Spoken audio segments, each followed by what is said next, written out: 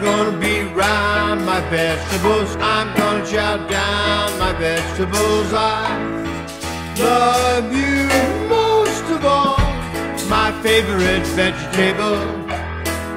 To have the fall garden come in and take over after I've removed the summer garden. And so what do we have here? We have things like kale. We have things like cauliflower with carrots planted behind them. We've got things like broccoli, and we've got more carrots planted around them. And here we have some, these are beets with leeks, and some yerba buena that's right in the middle. So 3 plants going there. Up there we've got some red cabbage with some other things growing around it. And finally we have, let me zoom in on this one a little bit, we've got some oriental greens and bok choy. Okay, here's where we had some of those pole beans in the summer, and now I've replaced them with these peas, and I need to set up some kind of a trellis for them. You'll notice that I'm also changing over from some of the plants that I had up here, so now I'm putting in cabbages, things like that, continuing to have chard. And if you look over there beyond that cabbage, there is that volunteer tomato that came up, and he's still growing. He's still doing pretty good. A little bit of wilt. This is the one that came out of nowhere and produced all kinds of tomatoes. Don't have very good flavor though, so I'm not going to propagate it again next year. Also, you'll take a look at down here.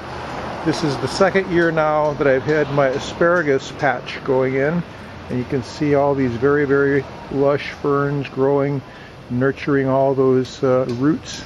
So hopefully next year I'll be able to start harvesting on my asparagus.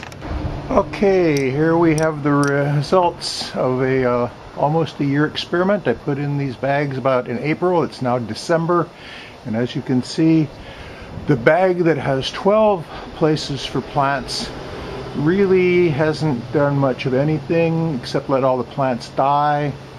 I did get about 2 or 3 blue leg beans out of it. Over here on this one we have the I tried heirloom tomatoes, and they were among the first to go with wilt. Over on this one I've got cherry tomatoes, which, as you can see, there's plenty of blossoms. I've got several tiny little cherry tomatoes, and it seems to have done semi-well, except it didn't produce very much. At least it didn't die, or at least not permanently. Over here on this one we have probably the biggest success for this type of planting, and this is the eggplant. And if you look real close, you'll see there's a bunch of eggplants, not very big, not very luscious looking. So therefore I would estimate that this type of hanging plant may be considered a failure. Next year I'm going to try a different type of hanging container, and we'll see if it works any better. Now, regarding setting out my new fall garden, here in this half wine barrel, I've left the wire sides up, although I don't think I'm going to need them since I planted cauliflower. And if you look closely, you can see the little cauliflowers are already starting to come out, and I'm expecting some good crops here if I can keep them from being eaten. Okay, some more fall plantings here. Here I have a pot full of, it's called oriental greens, and you can see they're coming up very nicely and very happy here, even though it was in the low 40s this morning.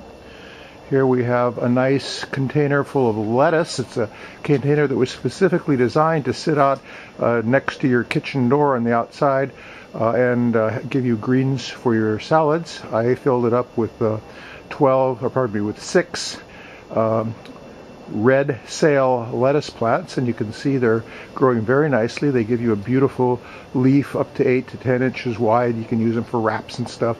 And then I had some room left over in the container, so in the end there I stuck a couple of broccoli plants, which I am now fighting off the dreaded white cabbage butterfly and its larvae, little green worms. You can see that there is some damage being done to the leaves, and I again will use some spinosad on them and also just picking them off with my fingers. Example of putting a fall vegetable in a relatively small container, and it looks like it's doing pretty good. I believe this is a nice big red cabbage, and you can see in the background here I have my twin composting bins are nicely situated next to one another, so as one produces finished compost I can put in the garbage and kitchen wastes in the other one. And we also have my herb garden along the wall is kind of going into its fall doldrums, and then my citrus plants in the containers here are just starting to really produce very nicely. I'm using a trick I learned recently about putting all my old coffee grounds with them because they like the acid and they also like the nutrients from coffee grounds. So that's coming along nice. By the way, the one in the foreground here that's having all the nice lemons, that's improved Meyer lemon, and then in the background there is a Kefir lime. You can get a glimpse of that gigantic lime that's growing, and these of course are used for Siamese or Thailand cooking. I have my poor old earth flag, like our Mother Earth, has seen better days, has been abused, is kind of tattered and torn, and this probably is the best reason why we need to malama Mother Earth.